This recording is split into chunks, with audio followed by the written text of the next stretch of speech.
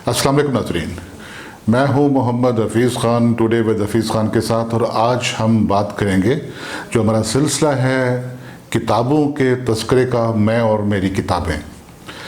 आज इस सिलसिले में मेरा तीसरा नावल जो उर्दू ज़ुबान में लिखे गए उस पर बात करेंगे, जो भी हाल ही में बुक कार्नर जेलम ने शाये किया है करकनाथ के नाम से। इसका ये टाइटल बनाया है तलत शकील साहब ने, और जो उस नावल की रूह को ज़ाहिर करता हुआ ये टाइटल है। और इसे बड़े एहतमाम से इसका प्रीमियम एडिशन छापा गया है बुक कार्नर वालों की तरफ से, अमर शाहिद साहब और गगन शाहिद साहब की काविशों से। करकनाथ मुर्गियों की एक ख़ास नस्ल होती है जो बिल्कुल ही स्याह होती है। इसकी आँखें स्याह, पर स्याह, कलगी स्याह, पंजे स्याह, हत्ता कि इसका गोश्त स्याह, हड्डियाँ स्याह, और इसका जो खून होता है वो भी खासा स्याही माइल होता है। गए वक्तों में ये इसको एक पुरस्कार हैसियत हासिल थी और इसे आम तौर पर किसी ख़ास बीमारी के लिए या सदक़े के लिए भी इस्तेमाल किया जाता था। लेकिन करकनाथ को मैंने एक अलामत के तौर पर, एक स्याही की अलामत के तौर पर बरता है कि हमारा मुआशरा जो ज़माने हाल में किस कदर स्याह हो चुका है। ये नावल बेस करता है दो लड़कों पर, शबीर उर्फ शाका और काशिफ उर्फ काशी। ये दोनों लड़के अपने घरों में और अपने घरों से बाहर भी सौडमी का शिकार होते हैं, और उससे ये डर कर, खौफज़दा होकर बाहर भागते हैं और लाहौर पहुंचते हैं। लेकिन वहाँ पर भी ये एक प्रोफेशनल, जिसे आप कहें लड़कों के तौर पर इनका इस्तेमाल होता है मुख्तलिफ़ जगहों पर, और इनकी कैसे ज़िंदगी है और कैसे कैसे ये अपना वक्त गुजारते हैं, और फिर कैसे ये बन जाते हैं उस वक्त के सीरियल किलर। और 43 कत्ल इनसे मंसूब होते हैं जो ये दोनों लड़के अपनी टीन एज में, जबकि इनकी उम्र 16-17 बरस होती है, तो ये सीरियल किलिंग के वाक़यात में मुलव्वस हो जाते हैं। इनका ट्रायल होता है और फिर जेल। ये जेल की कहानी भी है किसी हद तक के जेलों के अंदर क्या होता है। ये नावल हमारे आज के पुलिस सिस्टम को एक्सपोज करता हुआ नावल है। इस नावल में हमारा जो निज़ाम अदल है और ख़ास तौर पर जो क्रिमिनल जस्टिस सिस्टम है उसको, वो क्या है, कैसे काम करता है, वो भी इस नावल में आपको दिखाई देगा। हमारे थानों में किस किस्म के टॉर्चर सेल होते हैं वो आपको इसमें दिखाई देंगे।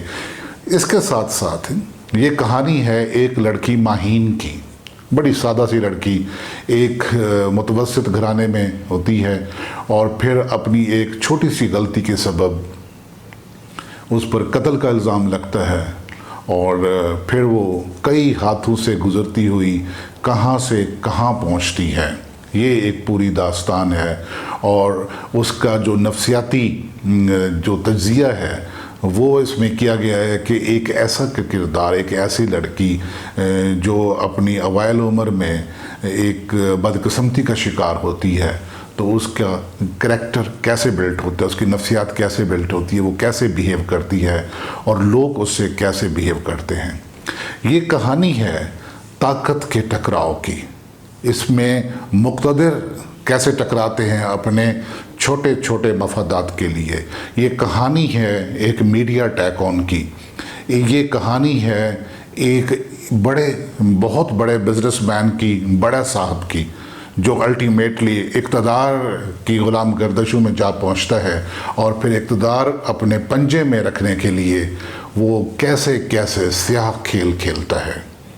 इस कहानी में एक किरदार ज़फ़ीरा अहमद का है, खातून का, जो तनहा लड़ती है, और वो एक बड़ी, जिसे कहते हैं एडवर्टाइजिंग एजेंसी बना लेती है, कंपनी बना लेती है, मुल्क की सबसे बड़ी। लेकिन उसको कैसे कैसे इम्तिहानों से गुज़रना पड़ता है। इसमें एक किरदार है मुबश्शिर रज़ा का, جو نام بدلتا ہے لیکن اس کا کام وہی ہے.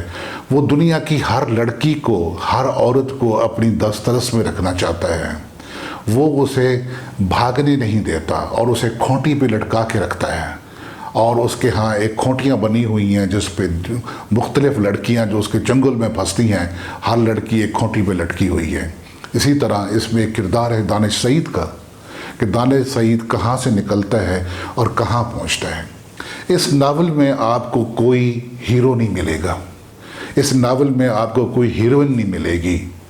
اس ناول میں آپ کو وہ والی نیکی کا تصور جو ہمارے ہاں روایتی طور پر ہوتا ہے وہ نہیں ملے گا. اس ناول میں جو ہمارے معاشرے میں ہو رہا ہے وہ یہ ہے کہ بڑی برائی چھوٹی برائی پہ غالب آتی ہے، اور پھر اس بڑی برائی نے ایک چوغا پہن رکھا ہے نیکی کا. ہم نے دیکھا کہ ہمارے ہاں چھوٹے گناہ پر بڑا گناہ غالب، چھوٹے ظالم پر بڑا ظالم غالب، اور چھوٹے شیطان پر بڑا شیطان غالب. اور جب ایک غالب گناہ سامنے آتا ہے تو پھر وہ ہمارے ہاں گناہ نہیں گردانا جاتا. جب ایک بڑا ظالم سرخرو ہو کے سامنے آتا ہے تو وہ ظالم نہیں گردانا جاتا. اور اسی طرح ایک بڑا شیطان جب چھوٹے شیطان پر غالب ہو کے سامنے آتا ہے تو وہ شیطان ہی نہیں گردانا چاہتا. تو میرے لیے یہ حیرت کا باعث یا اچنبھے کا باعث کہ کیسے ہمارے ہاں برائیوں نے، گناہ نے اور شیاطین نے، ظالموں نے کیسے کیسے چوغے پہن رکھے ہیں اور کیسے کیسے حلیے میں ہمارے سامنے آتے ہیں. وہ تمام چوغے، وہ تمام روپ، وہ مکھوٹے، وہ سب کے سب اس ناول میں موجود ہیں. اسی طرح اس میں چھوٹی محرومی کہیں گھاٹ اترتی رہتی ہے بڑی محرومیوں کے. اس ناول میں یہ بھی ہے کہ کس طریقے سے جو چھوٹا جرم ہوتا ہے وہ پنپ نہیں سکتا ایک بڑے جرم کے، اور بڑا جرم ہمارے ہاں ہمیشہ بھلائی کے زمرے میں آتا ہے. اور وہ لوگ جو چھوٹے چھوٹے جرائم کرتے ہیں وہ تو سزا کے مستوجب ٹھہرتے ہیں، اور جو بڑے جرم کرنے والے ہیں وہ کہیں بڑے نیک نام. جیسے میں کہا کرتا ہوں کہ جو کرپشن ہے اس کی بھی اسکیپ ویلاسٹی ہے.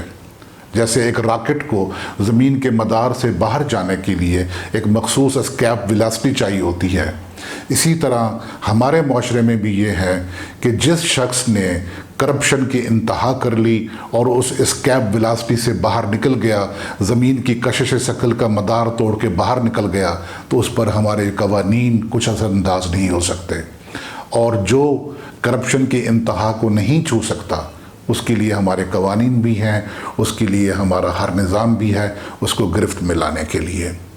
تو یہ ناول زمانہ موجود کو ظاہر کرتا ہے، اور جس قدر سیاہی پھیل چکی ہے اس میں میں نے دعا کی ہے کہ کاش اس میں سے کوئی رمق، کوئی درز ایسی بھی ہو جس سے روشنی در آئے.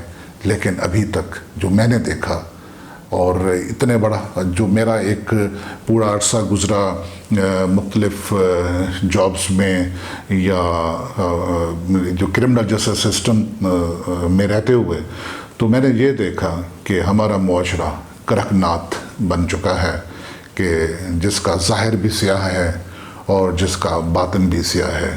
یہاں چھوٹی برائی پر ہمیشہ بڑی برائی غالب آتی ہے، اور بڑی برائی نے نیکی کا چوغا پہنا ہوا ہے. تو یہ تھا آج کے ناول کرکنات کا ذکر جو بک کارنر جیلم والوں کے ہاں سے دستیاب ہے، اور انشاءاللہ آئندہ کسی اور کتاب کے ساتھ پھر آپ کے ساتھ حاضر ہوں گے. اجازت دیجیے محمد حفیظ خان کو. بہت شکریہ. خدا حافظ.